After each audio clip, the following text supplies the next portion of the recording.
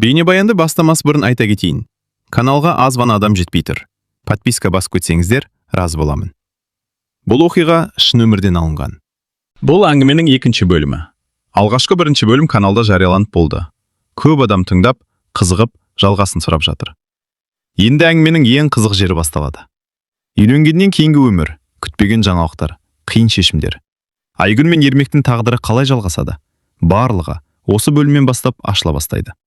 Толық екінші бөлім дәл қазір каналда. Сол уақытта клубтың алдында адамдар жиналып қалған. Ауылдың жартысы келгендей. Көрдің бе? 52 жастағы келіннің тойы. Біреулер қызығып келсе, біреулер жай тамашалауға келген. Төлеуата да келген. Ол орындыққа отырып, бүгін қызық күн болады деді. Ермекке дайындалып жатты. Данияр қасында тұр. Әке, иә, мен кеше көп ойландым. Ермек оған қарап. Не туралы? Сіздің үйленуіңіз туралы. Біраз үнсіздік болды. Сосын Данияр жай ғана айтты. Егер сіз бақытты болсаңыз, мен қарсы емеспін. Ермек таңырқап қалды. Рас па? Данияр басын изеді. Иә. Ермек күлімсіреп. Рахмет балам. Көп ұзамай клубтың алдында музыка қосылды. Ауыл адамдары жиналып тұр. Келін келе жатыр. Айгүл көліктен түскенде адамдардың бәрі оған қарап қалды. Ақ көйлек, қарапайым, бірақ әдемі. Бірнеше әйел сыбырлап. Қарашы, өзіне жарасады екен. Иә, шынымен келін сияқты. Айгүл сәл қысылып тұрды. Ермек оған жақындады. Қорқып тұрсың ба? Сәл. Мен де. Екеуі күліп жіберді. Той басталды. Музыка ойнап, адамдар билей бастады. Дастархан толы тамақ. Күлеш микрофон ұстап. Құрметті ауылдастар, бүгін ерекше күн. Барлығы тынышталып қалды. Бүгін біздің Айгүл апамыз келін болып отыр. Адамдар қол соқты. Төлеуата орнынан тұрып сөз алды. Мен бір нәрсе айтқым келеді. Барлығы тыңдап қалды. Мен басында бұл тойға күмәннен қарадым. Айгүл сәл уайымдап қалды. Бірақ қария сөзін жалғастырды. Бірақ бүгін бір нәрсені түсіндім. Нені? Деді біреу. Төлеуата күліп. Бақыттың жасы болмайды. Залдағылар бірден қол соқты. Айгүлдің көзіне жас келді. Ермек оның қолынан ұстап тұрды. Бірақ дәл сол кезде күтпеген бір жағдай болды. Клубтың есігі ашылып, ішке бір адам кірді. Ауылда оны бұрын көрмеген. Барлығы оған қарап қалды. Бұл кім? Айгүлдің жүзі кенет өзгеріп кетті. Ол ақырын ғана айтты. Бұл менің өткен өмірімнен бір адам. Ермек таңырқап. Кім? Айгүл жауап бермеді. Ал әлгі адам оларға қарай келе жатты. Клубтың ішіндегі көңілді музыка бір сәтте бәсеңдегендей болды. Барлығы есіктен кірген бейтаныс адамға қарап қалған. Орта жастағы ер адам еді. Жолдан келгендей, үстінде шаң басқан күртеше. Ол бірден Айгүлге қарай жүрді. Айгүлдің жүзі өзгеріп кетті. Ермек ақырын сұрады. Бұл кім? Айгүл баяу жауап берді. Бұл Серік.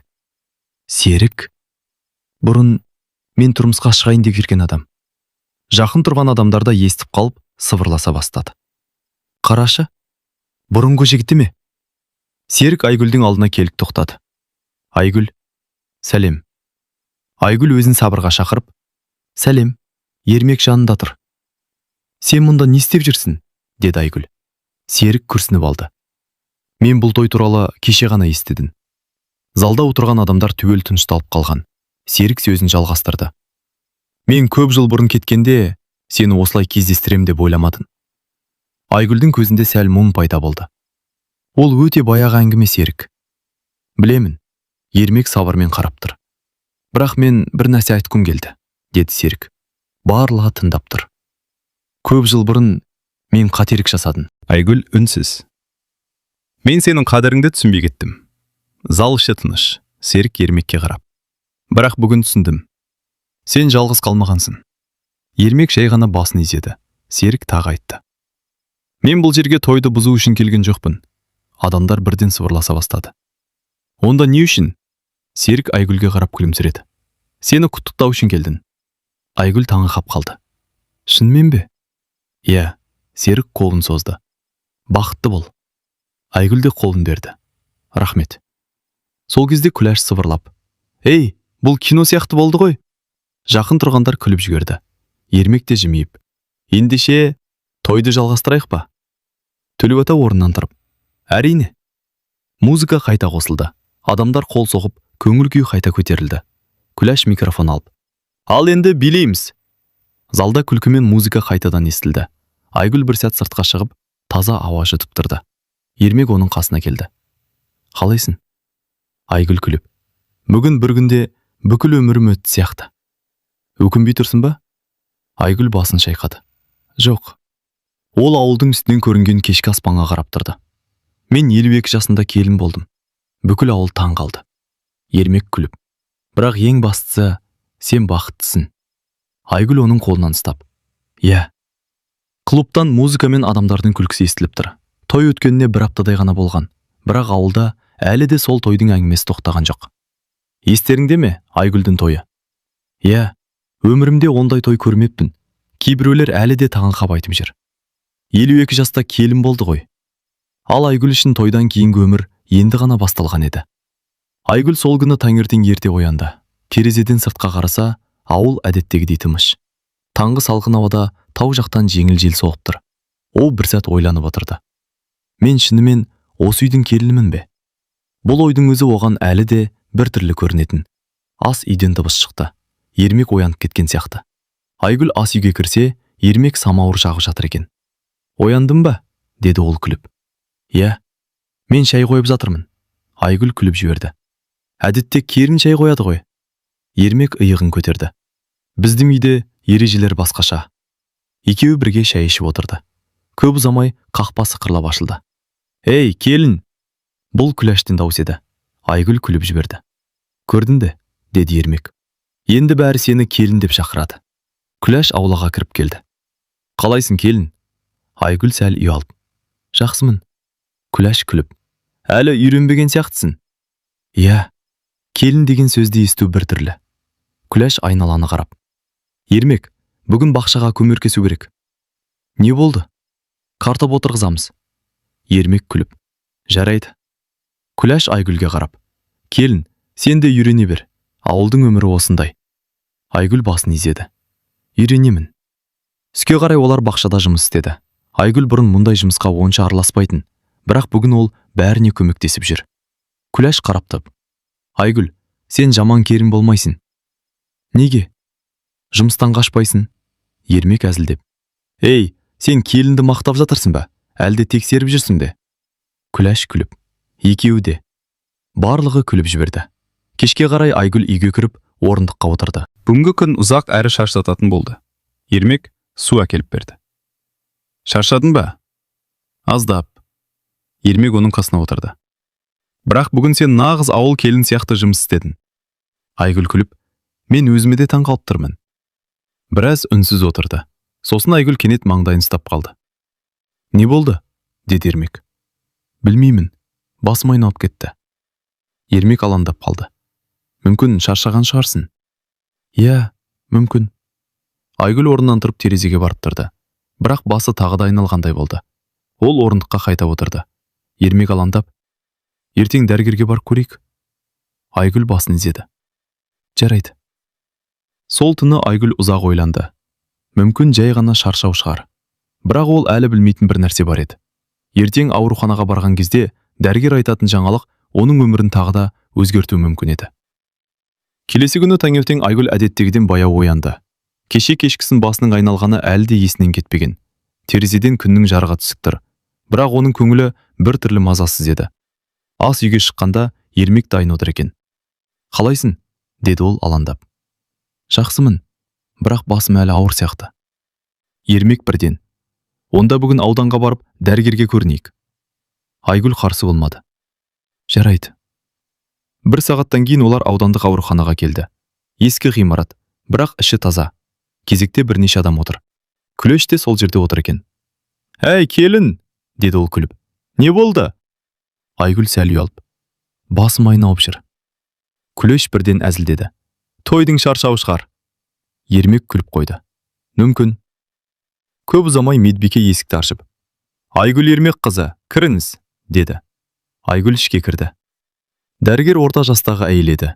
Ол қағаздарды қарап отырып сұрады. Қандай шағым бар? Соңғы күндері басым айналады. Әлсіздік бар. Дәрігер бірнеше сұрақ қойды, сосын тексеріс жасады. Біраз уақыттан кейін ол ойланып қалды. Айгүл апай, бір анализ тапсырайық. Қандай? Жай тексеріс.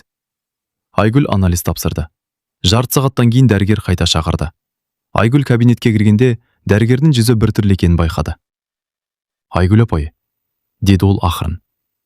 Иә? Сіз бұл жаңалыққа дайынсыз ба? Білмеймін. Айгүлдің жүрегі бірден дүрсілдеп кетті. Не болды? Дәрігер қағазға қарап. Сіздің анализіңіз жүктілікке ұқсайды. Айгүл бір сәт түсінбей қалды. Не? Жүкті болуыңыз мүмкін. Айгүл көзін үлкен ашып отыр. Бірақ, мен 52 жастамын. Дәрігер басын изеді. Иә, бұл сирек жағдай, бірақ кейде болады. Айгүл ұзақ үнсіз отырды. Қателік болуы мүмкін бе? Тағы тексереміз, бірақ алғашқы нәтиже солай көрсетіп тұр. Айгүлдің ойы сан жаққа кетті. Бұл қалай мүмкін? Ауруханадан шыққанда Ермек есік алдында күтіп тұр екен. Не деді дәрігер? Айгүл бірден жауап бере алмады. Айгүл? Ол баяу отырды. Ермек, мен саған бір нәрсе айтуым керек. Ермек алаңдап. Не болды? Айгүл ақырын айтты.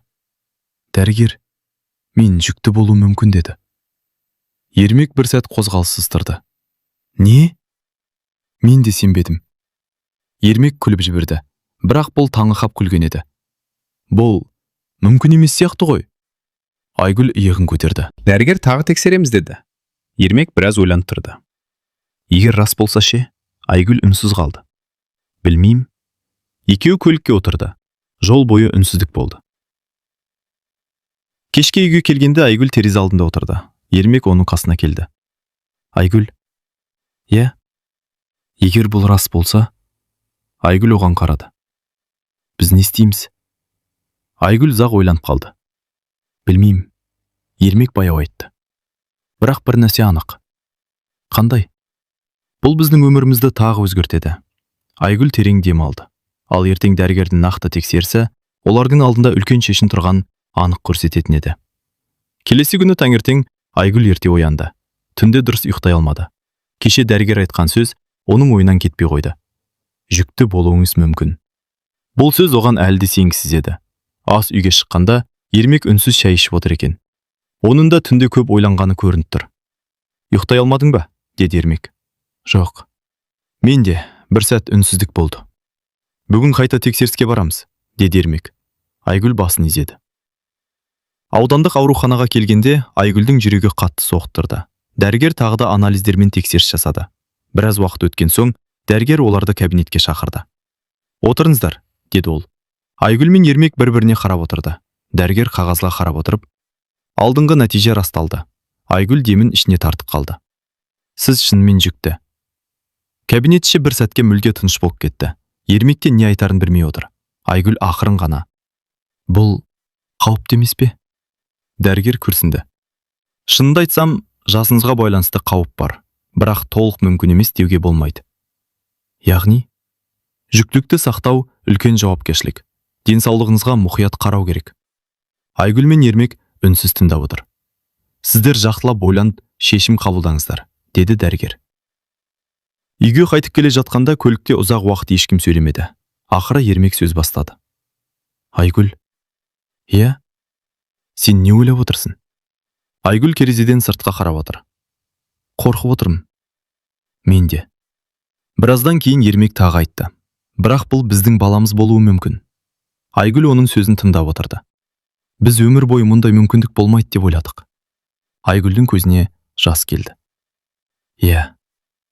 Кешке бұл жаңалық ауылға да жетіп қалды. Күләш үйге жүгіріп келді. Айгүл? Иә? Рас па? Айгүл басын изеді. Дәрігер солай деді. Күләш орындыққа отыра кетті. Бұл деген нағыз жаңалық қой. Бірақ Салтанат басқа пікір айтты. Бірақ қауіпті ғой. Жаңыл да басын шайқады. Мұндай жаста қиын. Айгүл бәрін үнсіз тыңдап отырды. Кешке Ермектің ұлы Данияр да келді. Әке, мен бәрін естідім. Ермек басын изеді. Иә. Данияр Айгүлге қарап. Сіз жақсы ойладыңыз ба? Айгүл жайыз ғана айтты. Әлі ойлап жатырмыз. Данияр күрсінді. Мен тек сіздердің аман болғандарыңызды қалаймын. Түнде Айгүл мен Ермек ұзақ сөйлесті. Егер баланы сақтасақ, қиын болуы мүмкін, деді Айгүл. Иә. Бірақ не? Айгүл оның көзіне қарады.